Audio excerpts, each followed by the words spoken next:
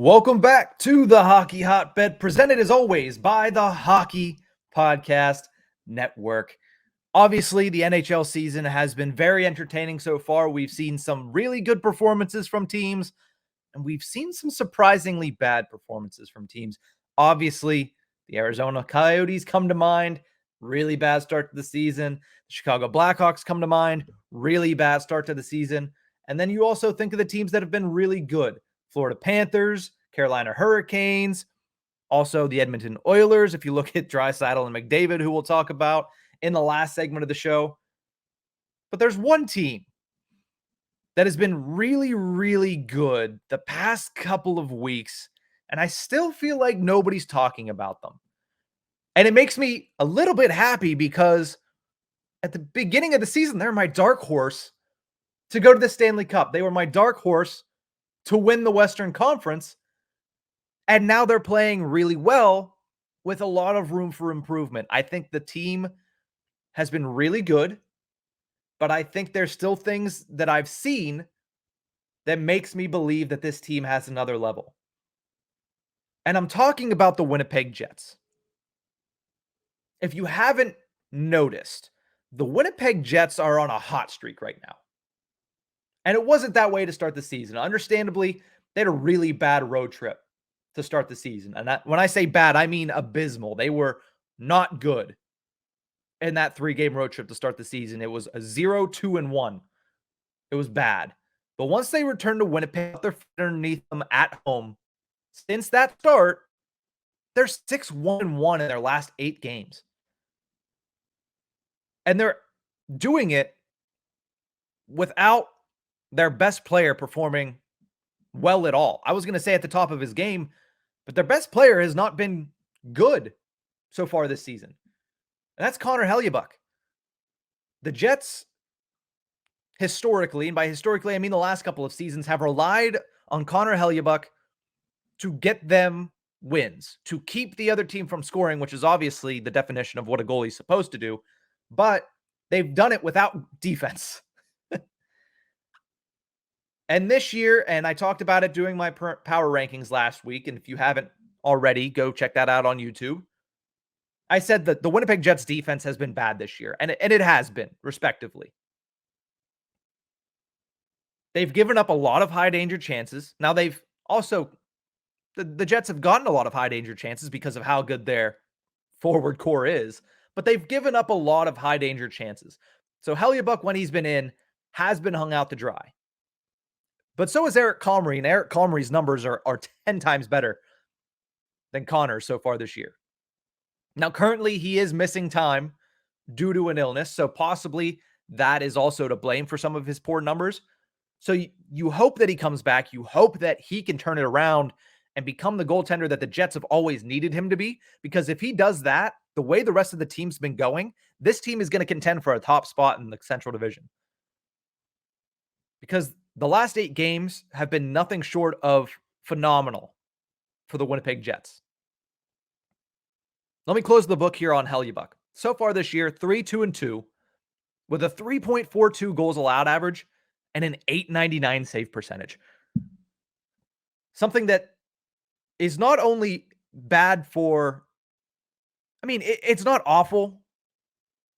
It's kind of middle of the pack. It's like, okay, you're good some days, but most times you're not.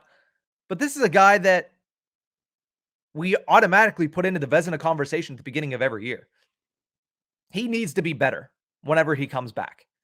Luckily for him, one, the forwards have been absolutely outstanding. They've been outscoring people anyway.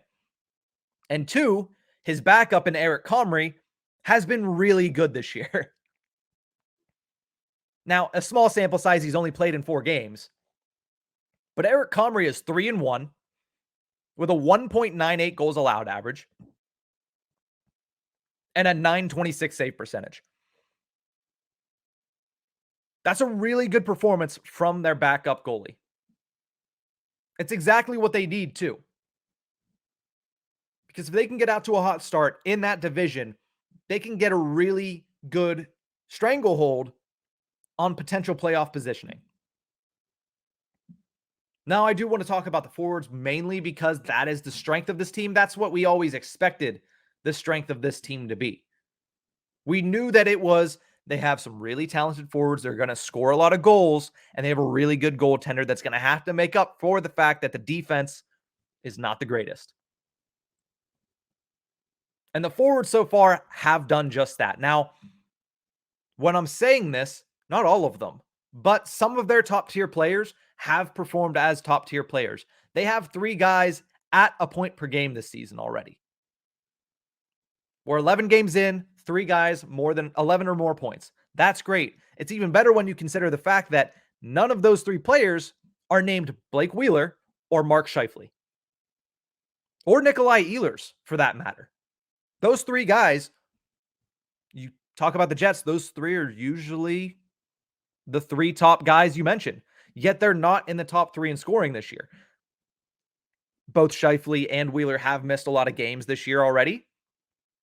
Only played in about half of the Winnipeg Jets games, so you give them a little bit of a pass. But if you look at the performance from Kyle Connor, from Andrew Copp, and from Pierre-Luc Dubois, you look at that and say, if these guys can produce, and then if they can get Ehlers, Scheifele, Wheeler to start producing again, which is only a matter of time, this team is going to be one of the toughest teams to beat in the NHL. Like I said, in their last 8 games played, 6-1-1 with Connor Hellebuyck not performing well, Nikolai Ehlers not at the top of his game, Blake Wheeler and Mark Scheifele also missing games and not at the top of their games when they're in. And yet this team is still succeeding. It's succeeding on the backs of Eric Comrie, Nate Schmidt, who offensively on the back end has had a good start to the season, and then Kyle Connor, Andrew Copp, and Pierre-Luc Dubois. Kyle Connor has 8 goals and 16 points in 11 games played. I'm going to talk about the leaders for the Art Ross. It's not close to Draisaitl and McDavid, but Kyle Connor is in the top 10 right now in NHL scoring. Andrew Copp, 5 goals, 12 points in 11 games, and Pierre-Luc Dubois, 7 goals and 11 points in 11 games played. This team, like I said at the beginning of the season, this team is my dark horse to come out of the Western Conference. And I'm sticking by that. I was sticking by that when they were 0-3 to start the season. I'm sticking by that now that they've won 6 of their last 8 and grabbed points in 7 of their last 8.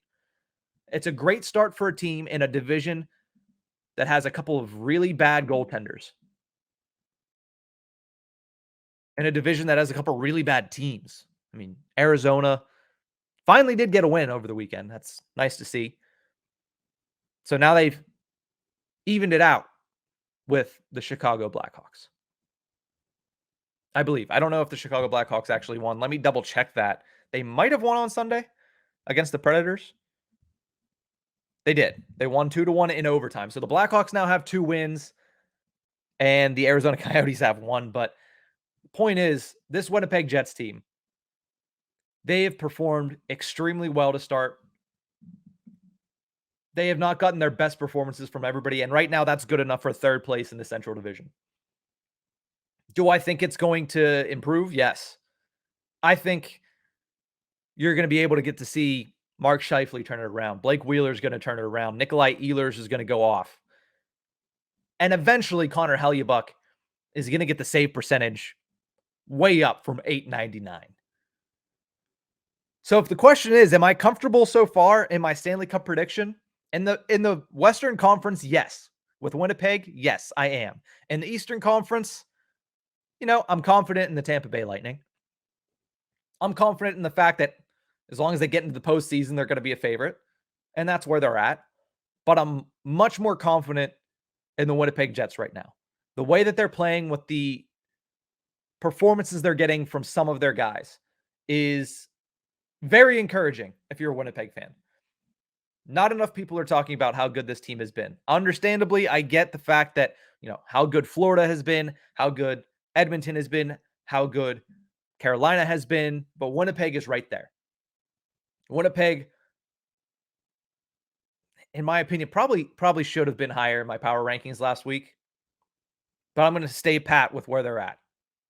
We'll see what they do the rest of this month. I'm going to take a quick break. When I come back, we're going to finish off this show updating you on the leaders for the NHL Trophy Trackers. I'll be right back.